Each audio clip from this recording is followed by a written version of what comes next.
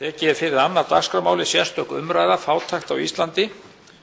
Málshefjandi er hv. þingmaður Inga Sæland. Hæstv. fjármála- og efnahagsráðherra Bjarni Benediktsson verður til andsvara. Hefst nú umræðan. Til máls tekur hv. 8. þingmaður Reykjavíkurkjördæmis suður, Inga Sæland. Virðulegi forseti. Sú umræða sem ég hef kosið að koma með hér og nú verður aldrei of oft kveðin.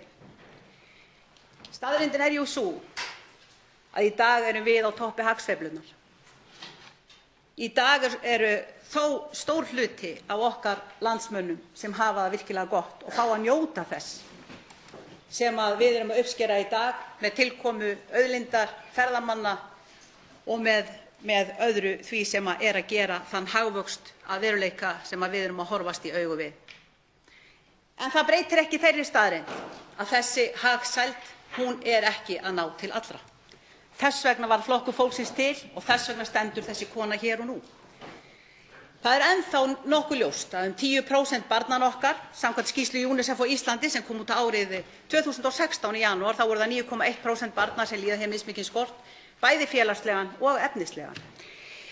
Það breytir heldur ekki þeirri staðreynd að þessi börn, þau eiga fjölskyldur. Það eru þúsundir Íslendinga sem að búa hér við fátækt sem er skattlögð. Ef eitthvað er þjóðarskömm, ef það er eitthvað sem ég get skammast mig fyrir þegar ég segist vera Íslendingur, það er ef ég þarf að bæta við og vitið þið hvað? Við getum ekki lifað af í allri hagsældinni nema til þess að skattleggja fátækt fólk. Þannig förum við að því að komast að. Þess vegna hef ég valið það að koma hérna með fyrirspurnir til hæstv. Fjármálaráðherra. Það er núna þegar við erum að fara að kjósa 3. umræðu fjárlaga sem fór hér á ljóshraða í gegnum þingið, sem væri kannski möguleiki að því að breyta hlutunum til batnaðar. En það virðist því miður ekki vera mikill vilji. Og til að mynda þá er ýmislegt hægt að gera sem kostar ekki, hæstv. Fjármálaráðherra, sem kostar ekki krónu, en sem myndi skila sér í stórauknum og bættum hag heimilanna í landinu. Þar má til dæmis nefna húsnæðislið. Það má til dæmis nefna húsnæðislið sem í rauninni er inn í vísitölu og sem hefur með stórkostlegum fjármagnsflutningum hækkað greiðslubyrði heimilanna tugi milljarða á ári. Hvað myndi stjórnvöld, hvað myndi ríkissjóður tapa mikið á því að taka þennan húsnæðislið burt og leið færa þessa milljarða aftur til fjölskyldna sem eru að sligast undan verðtryggðum lánum sínum? Ekki neitt. Það er aftur á móti fjármagnsstofnanirnar, fjármagnseigendurnir sem myndi einhverju tapa. En í rauninni, nú ætla ég að dúndra upp stóru gleraugun svo ég sjái nú spurningarnar og fari nú rétt með þetta. Í fyrsta lagi langar mig að spyrja hæstv. Fjármálaráðherra. Telur hæstv. Fjármálaráðherra að fjárlagafrumvarpið sýni á fullnægjandi hátt vilja hæstv. ríkisstjórnar til að útrýma fátækt barna á Íslandi og þá hvernig? Jú, stórt er spurt. En ég vona að þú svari mér núna, hæstv. fjármálaráðherra, því einhvern veginn hefur mér oft fundist að svörin verði eiginlega dagi uppi og verði bara eiginlega ekki að neinu og eftir að ég hef spurt eitthvað þá sit ég eftir með ennþá fleiri spurningar og hef í rauninni aldrei fengið neitt svar. Í öðru lagi er hæstv. ráðherra sáttur við þá örbirgð sem tæplega 10% íslenskra barna býr við og ef ekki, hvað vill þá ráðherrann gera til að koma þeim til hjálpar? Þetta er í rauninni fyrri hlutinn af því sem ég er að tala hér vegna þess að síðan kemur það í ljós að nú um áramótin þá að hækka framfærslu bótaþega eða réttara sagt lífeyrisþega almannatrygginga 4,7%. Einu sinni enn er verið að þverbrjóta lög almannatrygginga, 69. grein almannatryggingalaga, þar sem í 1. málsgrein er algjörlega skýlaust tekið fram að það eigi að miða við í rauninni almenna launaþróun í landinu. Ef að sú launaþróun er hins vegar lægri því sem kemur fram í 2. málsgrein 69. greinar sem segir að þá skuli hins vegar hækka þetta eða meta þetta samkvæmt vísitölu neysluverðs.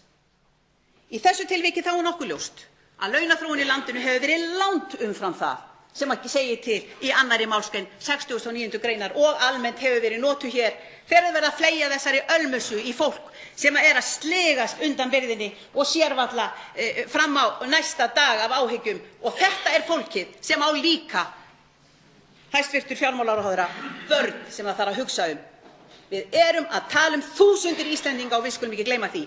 Og það skylda okkar hér, 63, að standa með fólkinu sem kemur okkur hingað og vinna fyrir það með sæmd og sóma. Þá tekur til máls hæstv. fjármála- og efnahagsráðherra Bjarni Benediktsson.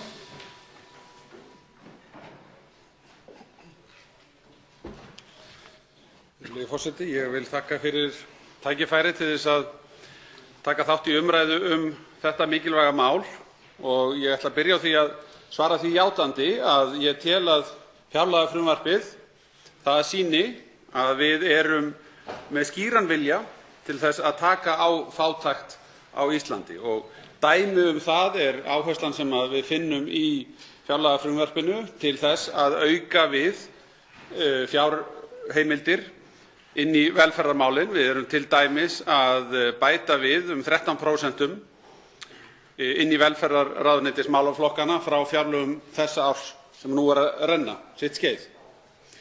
En fleira væri auðvitað hægt að tína hér til.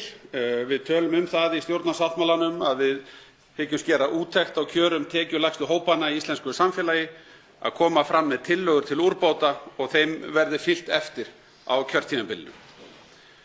Og það þarf sérstaklega að huga að stöðu barna sem að málshefjandi hér gerir að sérstöku umtalsefni, en eins og við vitum eru þeir einn af viðkvæmustu hópum samfélagsins.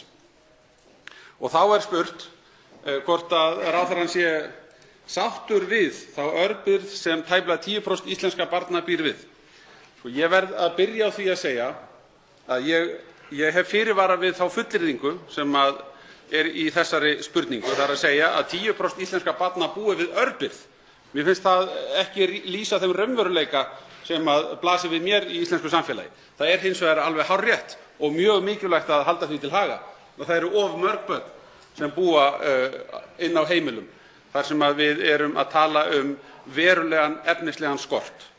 Tölurnar sem málshefjandi hér vísar til eru byggðar á svokölluðum tekjuviðmiðum þar sem við förum og skoðum meðaltekjur og síðan könnum við hversu margir eru með 60% eða minna af meðaltekjunum.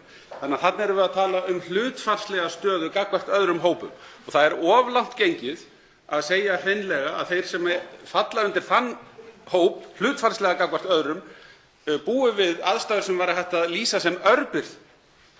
Það finnst mér bara of langt gengið. Ef við hins vegar skoðum það hversu margir fylla þann hóp að búa við verulegan skort á efnislegum gæðum, þá erum við með tölur frá 2015 sem segja að þar séu 2,1% barna á Íslandi.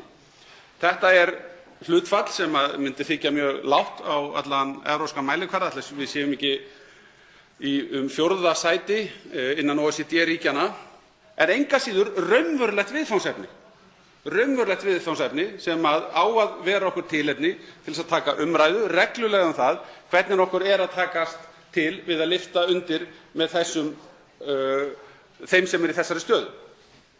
Ég ætla að segja almennt þá sem hafa lítið á milli handanna að það sem við getum sem samfélag gert til þess að styðja við þá hópa og tryggja að þeir allir Íslendingar fái að njóta jafnra tækifæra að reka hér öflugt menntakerfi þar sem aðgangur að menntun algjörlega óháður efnahag, að við höfum hér greiðan aðgang að allri heilbrigðisþjónustu grundvallaratriði til þess að ná betur til þessara hópa.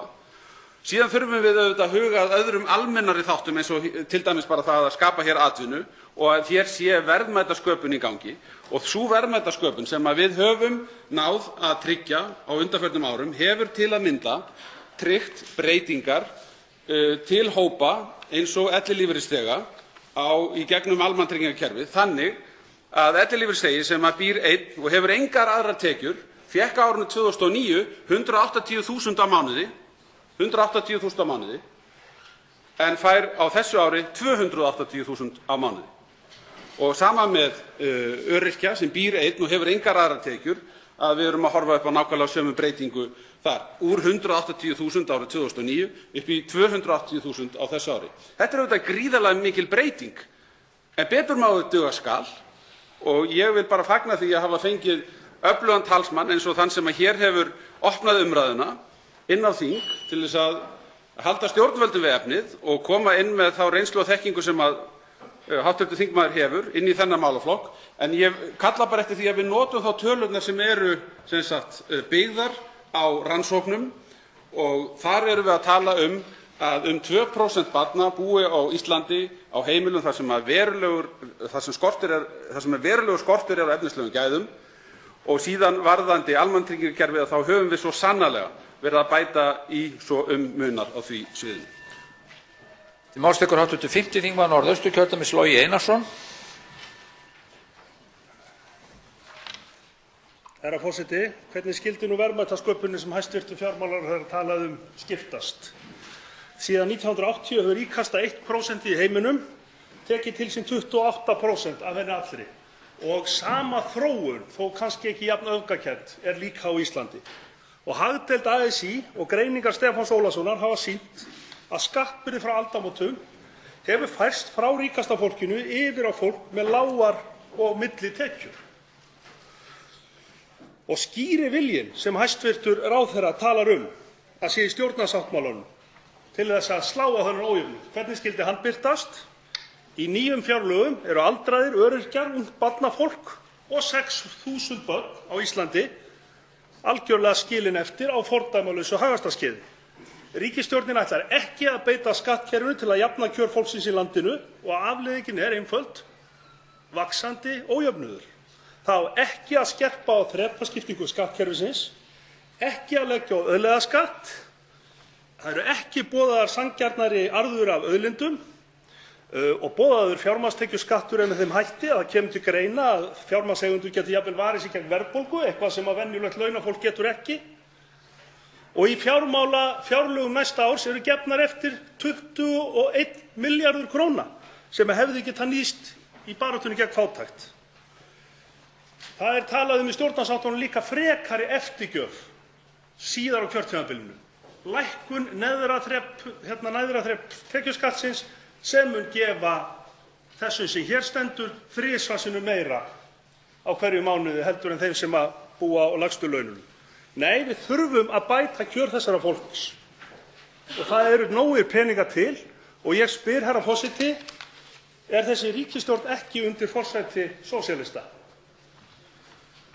Þá tekur til máls hv. 3. þingmaður Norðvesturkjördæmis Lilja Rafney Magnúsdóttir.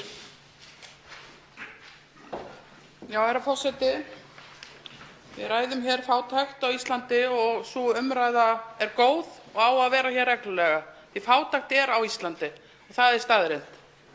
Og misskiptingin, hún hefur verið að aukast og heldur áfram að aukast þó að efnisleg gæði í landinu sé að aukast.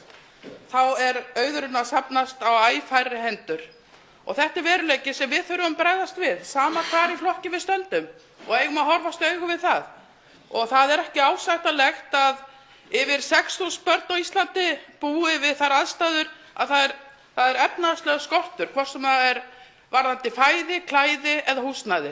Það er veruleikinn.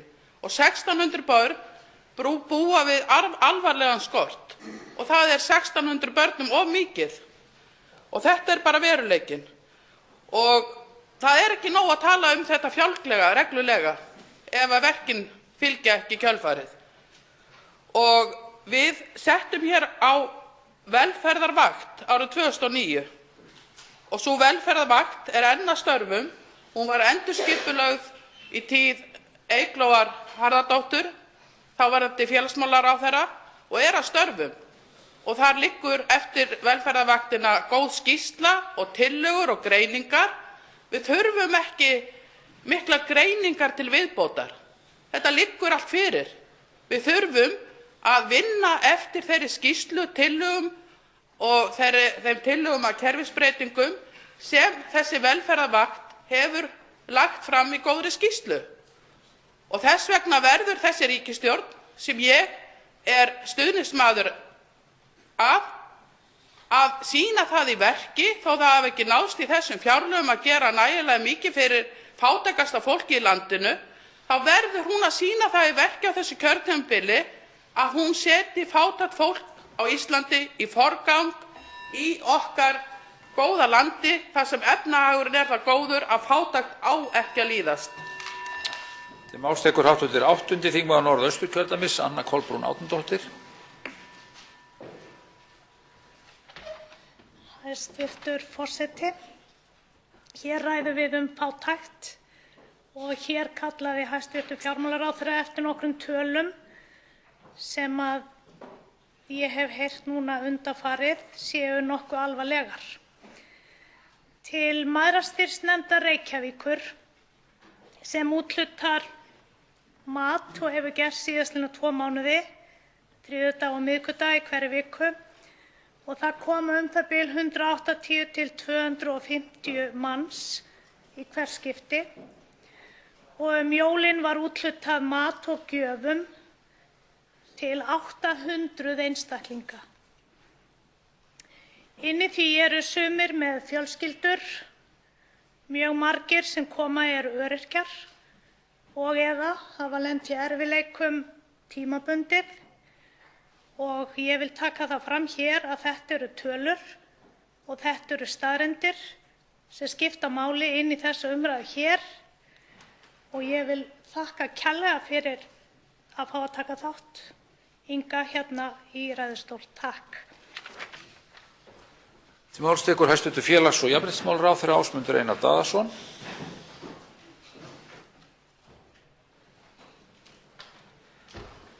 Virðulegi forseti, ég vil byrja á því að þakka hv. þingmanni Ingu Sæland fyrir að taka þetta mál hér upp á Alþingi og eins hæstv. fjármála- og efnahagsráðherra fyrir að veita hér andsvör. Það er gríðarlega mikilvægt og gott að taka þessu umræðu hérna, og ég vil segja það að það liggur algjörlega skýrt fyrir að stefna þessarar ríkisstjórnar er sú að auka jöfnuð í íslensku samfélagi. Hún er líka sú að taka á fátækt og sérstaklega skoða stöðu barna í því samhengi. Þetta kom hæstv. fjármálaráðherra hér inn á í sinni ræðu og fleiri þingmenn hafa gert. Og ég vil kalla eftir samstarfi þvert á flokka þegar kemur að þessu. Það er gríðarlega mikilvægt að við skoðum þetta algjörlega í kjölinn. Það liggur ljóst fyrir að margt hefur verið lagt til í þessum efnum. En það liggur líka ljóst fyrir að stórar aðgerðir eins og þessar, þær verða ekki lagðar fram og kláraðar á 10 dögum, sem var sá tími sem frá því ríkisstjórnin tók við þar til að fjárlagafrumvarp var búið. Ég held að þurfa að skipta þessu í tvennt. Við þurfum annars vegar, og það liggur fyrir að mitt ráðuneyti mun setja þá vinnu á stað strax í upphafi ársins. Annars vegar varðar fátæktina og hæstv. fjármálaráðherra kom inn á og stöðu þeirra hópa sem lægst hafa í íslensku samfélagi. Þar þurfum við að skoða til hvaða aðgerða verður gripið og þar þarf að skoða m.a. stöðu örorkulífeyrisþega, vaxtabótakerfi, barnabótakerfi og fleiri þætti. Það liggur undir og það verða lagðar fram tillögur hvað það snertir, rétt eins og fjármálaráðherra kom inn á. Síðan það staða barna almennt, sem ég held að sé miklu víðtækari og miklu stærri spurningar sem við þurfum að spyrja okkur þar, og þar þarf að fara fram vinna þvert á málaflokka. Þar tengjast inn í til að mynda menntamálaráðuneyti, heilbrigðisráðuneyti, sveitarfélög og fleiri aðilar. Og þar eigum við ekki einungis að taka undir stöðu barna sem búa við fátækt, heldur stöðu barna sem búa við félagslega erfiðleika af fleiri orsökum heldur en fátæktar. Þetta er komið inn á í stjórnarsáttmála núverandi ríkisstjórnar og bæði þessi verkefni eru í undirbúningi og verða sett í farveg strax í byrjun nýs árs, og ég vænti þess að í framhaldinu komi tillögur inn til Alþingis, bæði í formi fjárlagatillagna og með öðrum hætti, og ég þakka fyrir þessu umræðu og vænti stuðnings við það og samstarfs við hv. þingmann Ingu Sæland sem og aðra þingmenn. Til máls tekur hv. 11. þingmaður Reykjavíkurkjördæmis norður, Halldóra Mogensen. Forseti, fátækt er mannanna verk. Fátækt er afleiðing ákvarðana sem teknar eru hér inn í þessu húsi. Ákvarðana sem viðhalda kerfislegri fátækt. Lágar bætur viðhalda fátækt. Krónu á móti krónu skerðingar viðhalda fátækt. Vanfjármagna menntakerfi viðheldur fátækt. Húsnæði á uppsprengdu verði viðheldur fátækt. Samþjöppun auðs og eigna í höndum fárra viðheldur fátækt. Að fólk hafi ekki aðgang að hollum mat, þak yfir höfuðið og viðeigandi fatnað viðheldur fátækt. Að fólk hafi ekki frelsi til að ákvarða framtíð sína óháð efnahag viðheldur fátækt. Hugmyndafræði viðheldur fátækt. hugmyndafræði sem tilbiður samkeppni og ræktar hana sem lýsandi einkenni mannlegra samskipta, hugmyndafræði sem endurskilgreinir fólki í landinu sem neytendur og lýðræði sem kaup og sölu á vörum, hugmyndafræði þar sem markaðurinn er heilagur og ávinningur er aðeins skilgreindur í krónum og aurum. Samkvæmt ofangreindri hugmyndafræði eru tilraunir til að takmarka samkeppni skaðlegar frelsinu. Skattar og reglugerðir verða að vera í lágmarki. Opinbera þjónustu ber að einkavæða. Ójöfnuður er dyggð, verðlaun fyrir skilvirkni sem skapar mikinn auð á toppinum sem sullar svo niður og auðgar samfélagið allt. Tilraunir til að skapa jafnara samfélag er ekki einungis hamlandi markmiðum þessari hugmyndafræði, heldur beinlínis í andstöðu við það sem er nánast orðið trúarbragð og þar af leiðandi siðferðislega rangt. Markaðurinn á að tryggja að allir fái það sem þeir eiga skilið. Hinir ríku sannfæra sig að þeir hafi eignast peninga sína vegna verðleika sinna og hunsa tækifærin sem þau höfðu fram yfir aðra, svo sem menntun, efnahag og umhyggjugetu foreldra sinna. Fátækt fólk byrjar að kenna sjálfum sér mistök sín þrátt fyrir að hafa litla stjórn á aðstæðum sínum og litla möguleika á að sækja sér þau tækifæri sem þörf er á til að betrumbæta líf sitt. Fátækt er einkenni skaðlegrar hugmyndafræði. Við upprætum ekki fátækt án þess að bera kennsl á og tækla undirliggjandi mein. Fátækt er ekki skömm einstaklingsins sem lifir við hana, fátækt er skömm samfélagsins og stjórnmálafólks sem viðheldur henni. Skömmin er okkar og ábyrgðin er okkar að endurskoða samfélagsgerðina okkar með gagnrýnum augum og opnum hug. Nú er tími nýrra hugmynda. Máls tekur hv. 7. þingmaður Reykjavíkurkjördæmis norður, Þorsteinn Víglundsson.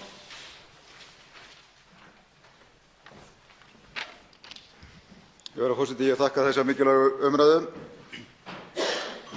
Það er rétt sem fram hefur komið að þrátt fyrir allt þá hefur okkur miðað vel í að draga úr fátækt, en það breytir ekki og dregur ekki úr mikilvægi þess að halda áfram að gera vel í þessum málaflokki. Það er tvennt sem ég langar til þess að nefna hér sérstaklega sem ég held að sé alveg gríðarlega mikilvægt í þessum efnum. Það er annars vegar jöfnunarhlutverk skattkerfisins og þar held ég að verða að segjast liggur stærsti veikleiki þessa fjárlagafrumvarps sem hér liggur fyrir þinginu sem og þá fjárlagafrumvarps síðustu ríkisstjórnar.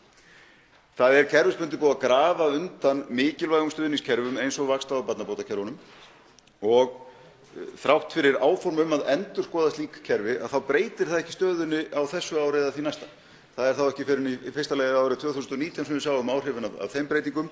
Þess vegna segi ég að auðvitað endurspeglar það forgangsröðun ríkisstjórnar sem nær á 10 dögum að sprauta 20 milljörðum inn í þessi sömu fjárlög en gerir ekkert til þess að vinna á þessum helsta veikleika sem snýr að tekjujöfnunarhlutverki skattkerfisins og sér í lagi þá að því að reyna að endurreisa þó ekki verið nema að hluta vaxta- og barnabætur. Það er líka mjög mikilvægt að við horfum til þess að endurskoða skattkerfið í heild. Það er mjög ankannalegt hversu há skattbyrðin er orðin á tekjulægstu hópunum í samfélaginu og þar kemur kostnaðurinn við núverandi persónufrádrátt mjög þungt inn.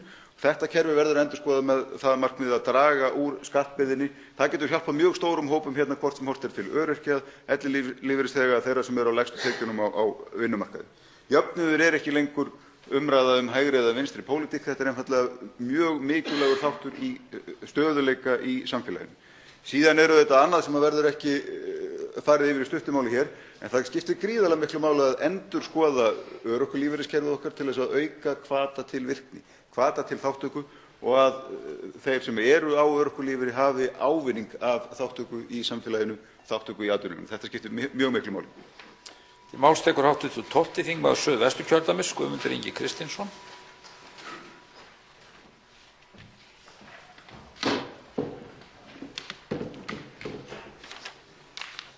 Virðulegur forseti, ég ætla að ítreka í þessum ræðustól að það hafi orðið stór mistök við gerð fjárlaga. Og mistökin liggja í því að það var komið frá ranga stað. Hækkun til eldri borgara og öryrkja átti að vera 47% og ár aftur í tímann. Lágmarki. Og hvað þýðir það ef þetta hefði verið? Jú, það myndi þýða það að þetta fólk myndi fá flestir 70% af þeim væri með 260.000 krónur útborgað. Ef það hefði fengið þessa 47% hækkun. En í staðinn er fólk að fá rétt 200.000 krónur útborgað. Og ef við setjum þetta í samhengi við það sem flestir eru að fá núna þessi áramót, þetta eru 6.700 krónur. Þetta eru öll ósköpin. Á sama tíma erum við alltaf að mismuna. Við búum til mismununarkerfi sem að mismuna fólki. Af hverju getur ekki borgað öllum sama jólabónus? Hvernig í ósköpunum stendur á því að það þarf að mismuna það líka? Þingmenn fá 180.000, sumir fá ekki neitt. Og hvað er notað til að refsa fólki með jólabónus? Lífeyrissjóðir. Lífeyrissjóðirnir er notað til að skerða fólk niður í 0 og þetta er líka gert við orlof. Við erum að búa til refsikerfi og ég skil ekki þegar ráðherra kemur hérna, fjármálaráðherra, sem hefur sjálfur ráðherra fengið 44% kaupbætur hjá kjararáði, að getur sagt við fólk, þið sem er best stætt í þessu þjóðfélagi, við erum að gera rosalega mikið fyrir ykkur, þið fá 4,7%. Það getur ekki staðist. Þetta hlýtur átt að vera 47% og aftur. Og síðan er annað í þessu dæmi og það er þetta ljóta orð sem hefur verið notað hérna í þingsal einu sinni síðan ég kom hérna inn, örorkubyrði.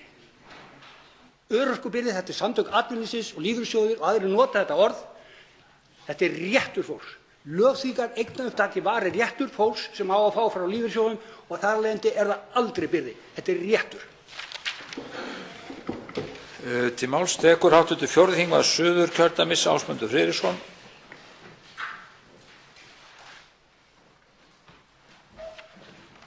Virðulegi forseti. Ég byrja að þakka málshefjanda fyrir þessu umræðu fátækt og mismunun á Íslandi sem mér finnst afar mikilvæg umræða. Og ég verð að segja það að þrátt fyrir góða stöðu Íslands í ýmsum samanburði við fátækt barna og fjölskyldna að þá lifir enginn á þeim samanburði. Við lifum ekki súlurítum eða hagvísum. Þess vegna er mikilvægasta hlutverk okkar allra að tryggja jafnvægi, sömu tækifæri fyrir alla, að ríki og sveitarfélög og sem hér hefur komið fram, ráðuneyti, tryggi jafna möguleika allan til náms, til íþrótta og félagslegra aðstöðu og aðgengi að heilbrigðisþjónustu. Ég vil líka minna á að það eru ýmsir minnihlutahópar sem hafa barist fyrir framgöngu sinni, eins og til dæmis heyrnarlausir.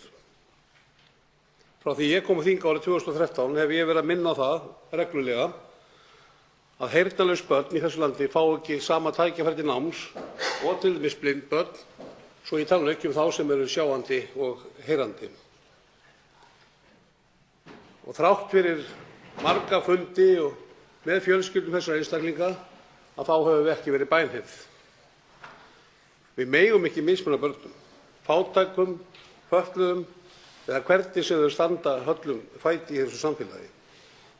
Ég er á móti allri mismunun, hvernig sem hún birtist. Og ég velti líka fyrir okkur öll, kæru vini hér í þessum sal, hvort við höfum líka að horfa í eigin barm og hugsa hvað gerum við til þess að mismuna ekki. Máls tekur hv. 4. þingmaður Suðvesturkjördæmis Guðmundur Andri Thorsson.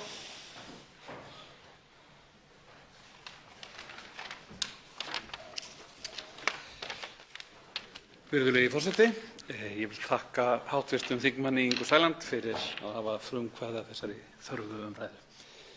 Við eigum aldrei að sætta okkur við fátækt. Hún er óþolandi og við megum aldrei venjast henni. Heldur eigum við að beita öllum ráðum til þess að uppræta hana. Hún er fylgifiskur ákveðinnar hugmyndafræði sem kennd er við ný frjálshyggju. Eins og kemur glögglega fram í nýrri bók Stefáns Ólafssonar og Arnaldar Sölva Kristjánssonar ójöfnuð á Íslandi, þá réði sú stefna för hér á landi frá upphafi 10. áratugar síðustu aldar og fram að hruni svo að misskipting óx mjög. Þessi stefna, ný frjálshyggjan, endar óhjákvæmilega og alltaf í hruni. Fátækt er pólitísk ákvörðun og það er komið undir stjórnvöldum hverju sinni hversu útbreidd hún er. Það er pólitísk ákvörðun að búa svo hnútana að auðug félög í eigu auðmanna geti staðið í stórfelldum kaupum á húsnæði til að leigja síðan fátæku fólki á uppsprengdu verði í stað þess að stórauka framboð á félagslegu húsnæði. Það er pólitísk ákvörðun að láta vaxtabætur og barnabætur standa í stað. Stjórnarandstaðan hefur nú lagt til að allt fólk undir lágmarkslaunum skuli fá óskertar barnabætur. Þetta kostar 1,8 milljarð króna. Ríkisstjórnin hefur uppi áform að láta semja þessa lágmarkssanngirni, barnabætur, í komandi kjarasamningum, væntanlega sem skiptimynt til að halda niðri launum. Ekki þarf að hafa mörg orð réttlætið í því fyrirkomulagi. Þetta er afar einfalt. Þetta er einfaldlega pólitísk ákvörðun okkar hér. Í máls tekur hv. 6. þingmaður Reykjavíkurkjördæmis suður, Kolbeinn Óttarsson Proppé. Virðulegi forseti. Ég vil byrja að þakka hv. þingmanni Ingu Sæland fyrir að kalla fram þessa umræðu.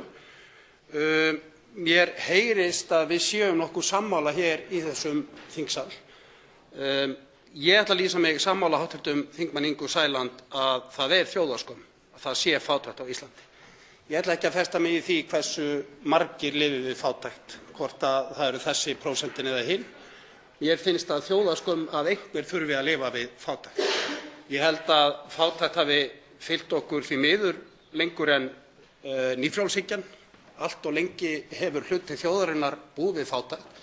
En við búum við þau skilyrði hér að geta breytt því ástandi og komið í veg fyrir að fólk lifi við fátækt.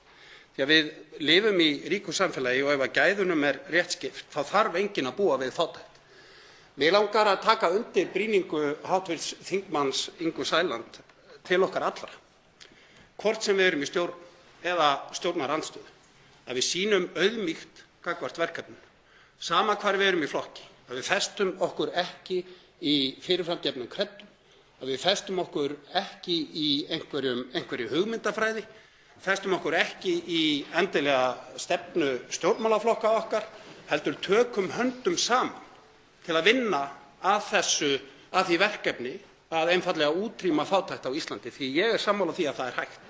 Það er hægt ef viljinn er fyrir hendi, ef við nálgumst verkefnið af nægilega mikilli auðmýkt, þá er það hægt og það á að vera á ábyrgð okkar allra, en náttúrulega fyrst og fremst og með því er ég ekki að skjóta mér undan því að vera þingmaður stjórnarmeirihlutans, því að það er fyrst og fremst á ábyrgð okkar þar.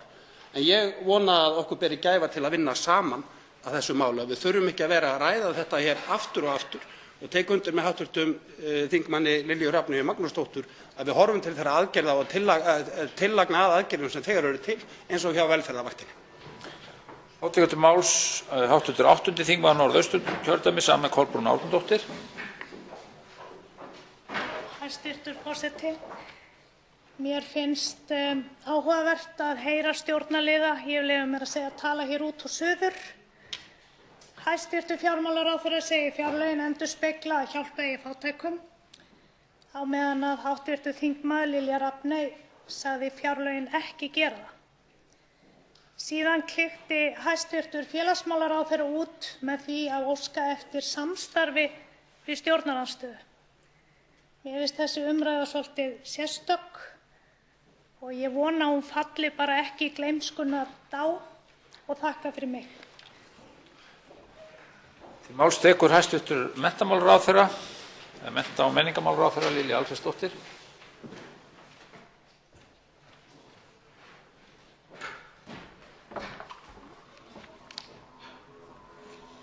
Virðulegi forseti.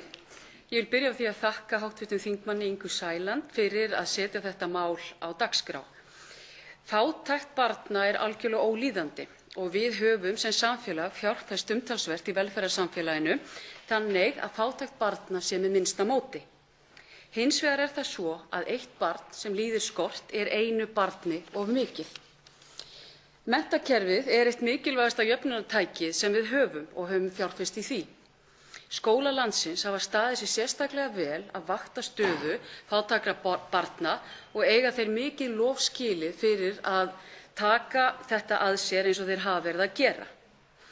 Ríkisstjórnin, hún hefur verið að auka framlög verulega til menntamála og aukningin á ársgrundvelli nemur 6%. Af hverju er ríkisstjórnin að leggja þessa auknu áherslu á menntamál? Jú, vegna þess að í menntun felast tækifæri. Annað sem ég vil nefna og skiptir verulegu máli, það er aðgengi að tómstundum, íþróttum, tónlist og öðru æskulýðsstarfi. Frístundakortið er jöfnunartæki sem beitt er til þess að jafna aðgengi barna að tómstundum. Sveitarstjórnarstigið á lof skilið fyrir að innleiða frístundakortið. Það er mikilvægt vegna þess forvarnargildis sem þátttaka barna í íþróttum og tómstundum hefur leitt af sér. Að auki sýna rannsóknir að sterkt samband sé á milli hreyfingar og frammistöðu í námi. Því er afskaplega mikilvægt að við styrkjum alla umgjörð og aðgengi að tómstundastarfi er varðar börn. Ríkisstjórnin er mjög áfram að efla menntakerfið sérstaklega fyrir börnin í landinu. Hv. máls 83. þingmaður Reykjavíkurkjördæmis norður, Helgi Hrafn Gunnarsson. Virðulegi forseti, mér finnst vera grundvallarspurning hérna sem að mér sýnist ekki alveg allir koma auga á. Það er hvort að fátækt eigi að líðast eða ekki. Það er oft vísað til jafnra tækifæra, að fólki hafa jöfn tækifæri.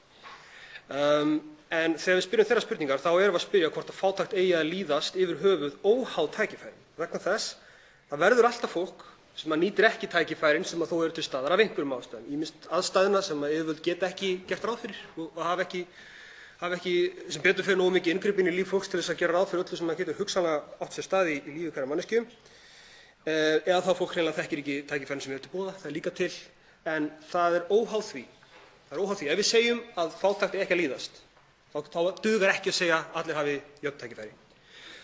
Fólk sem ekki nýtir tækifærin sem eru til staðar af einhverjum ástæðum, fátæktin bitnar á börnum þeirra og ég held að sé auðveldara fyrir okkur að segja að börn eigi aldrei nokkurn tímann að vera í fátækt. Við hljótum að geta bara sammála það. En það þýðir að við þurfum að einbeita okkur af hópnum sem sér börnin, nefnilega foreldra og forráðamenn. Það er því alveg hárrétt sem hefur verið sagt nokkuð sinnum, þetta sé pólitísk ákvörðun. Það er ekki hægt að láta einhvern veginn náttúrulögmálin laga þetta. Það er ekki þannig, við búum ekki þannig heimi. Sum hagkerfi, og ég vil meina öll hagkerfi, gera ráð fyrir fátækt á einhvern hátt og eina leiðin til þess að útrýma fátækt er með því að skattleggja einn og veita því annað. Það er eina leiðin sem ég veit alveg opið fyrir hugmyndum, en það er þannig. Og þá liggur beinast við að mínu mati að það sem við ættum að gera, svona með fyrirvara þær tillögur sem væntanlega koma fram samkvæmt því sem hæstv. Ráðherra segir hér, það sem leggur beinast við er að laga almannatryggingakerfið. Það er einfalda það, laga það, það er fullt af vandamálum í því, sumum mjög augljós vandamál sem við ættum öll að geta sameinast að laga. Við ættum að heimila öryrkjum að vinna það sem þeir það geta á þess að hegna þeim. Við ættum að hætta að refsa fólki fyrir ráðdeild eins og að búa með öðrum eða að dirfast að leyfa barninu sínu á 18 ára aldri án þess að kasta því af heima samstundis. Og það eru tvímælalaust leiðir til þess að auka tækifæri fátæks fólks. Það er eflaust alveg satt, en lamandi aflið sjálft er fátæktin sjálf. Við höfum að laga hana fyrst til þess að fólk geti þá nýtt þau tækifæri sem annars eru í boði. Átök til máls að nýju, hv. málshefjandi, 8. þingmaður Reykjavíkurkjördæmis suður, Inga Sæland. Virðulegi forseti, ég vil byrja á því að þakka hæstv. fjármála- og efnahagsráðherra fyrir svörin. Ég vildi nú gjarnan, eins og ég sagði í upphafi, að þau hefðu verið öðruvísi og minna kannski verið að tala prósentur og tölur, því að það sem oft hefur borið við í þessari umræðu er verið að tala meðaltekjur og meðalhitt og meðal þetta. Við erum hér að tala fátækt, ekki meðallaun eða meðaltekjur eða meðalframfærslu. Við erum að tala þá sem eru langt frá því að ná því marki að geta talist í meðaltekjum. Við sjáum núna á fjárlagafrumvarpinu að það byrjaði að skerða barnabætur við 242.000 kr.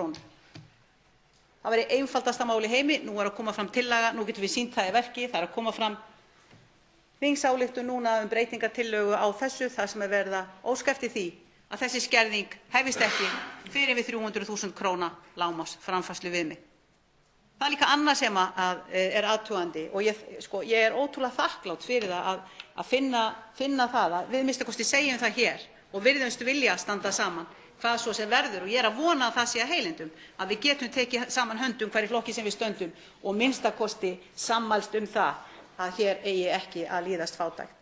Þannig ég segi bara, það er líka annað, við erum með lágmarksvelferðarviðmið, við erum með lágmarksframfærsluviðmið, segi ég, sem er 240.000 án þess að inn í því séu húsnæði.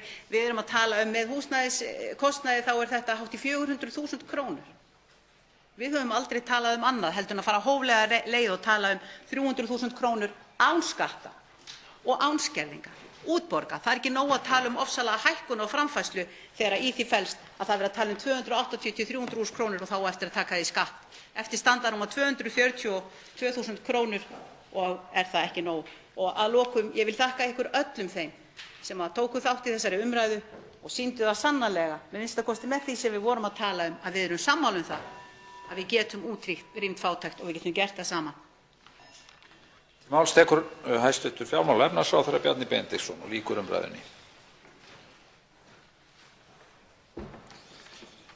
Virðulegi forseti, ég vil aðeins byrja á því að segja að varðandi útfærslu á 69. gr. þá tel ég að hún hafi verið lögum samkvæmt á undanförnum árum og þingið hefur tekið þá ákvörðun ár eftir ár. Þannig ég kannast ekki við það að það sé verið að útfæra þá tryggingu sem felst í greininni með röngum hætti. Hér hefur verið töluvert rætt bæði um barnabætur og vaxtabætur og fyrst og fremst þá bara til þess að hækka hvort tveggja. Og það er svo sem ágætt. Ég hef beitt mér fyrir því á undanförnum árum að bæði hækka barnabæturnar en færa líka hærra hlutfall af þeim til þeirra sem eru með lægri tekjur, auka tekjutengingarnar en hækka bæturnar. Og það hefur skilað sér í auknum stuðningi við þá sem eru með minna á milli handanna. Ég held hins vegar að barnabótakerfið sé langt frá því að vera fullkomið og alls ekki neitt nálægt því að vera fullkomið reyndar. Ekkert frekar heldur en vaxtabótakerfið. Vaxtabótakerfið er að skila kannski hvað mestum vaxtabótum til þeirra sem hafa efni á að taka stóru lánin. Og þó að það séu eigna- og tekjuskerðingarmörk þarna uppi, og þá höfum við haft samt sem áður dæmi um fólk sem er langt yfir meðaltekjum í þessu landi, sem er að taka stuðning úr þessum stuðningskerfum.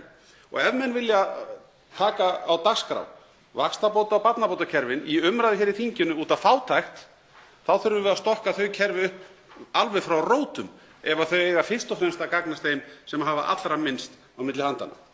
Og varðandi húsnæðismálin þá hlýt ég að koma þeirri athugasemd að hér að staða heimilanna hefur lagast töluvert mikið á undanförnum árum og við höfum verið með róttækar aðgerðir á undanförnum árum til þess að styðja betur við heimilin. Ég geti nefnt allt frá skuldalækkunaraðgerðum yfir í húsnæðisbótakerfið sem við höfum tekið upp hér og innleitt, yfir í félagslega húsnæðið, hvernig lögin hafa tekið stakkaskiptum á því sviðinu og svo framvegis. Og svo að lokum að þá er þetta umræða hér í dag sem að verulegu leyti snýst um jöfnuð og það er nú sjálfsagt að koma því að í þeirri umræðu að á alla alþjóðlega viðurkennda mælikvarða um jöfnuð þá stendur Ísland fremst meðal ríkja.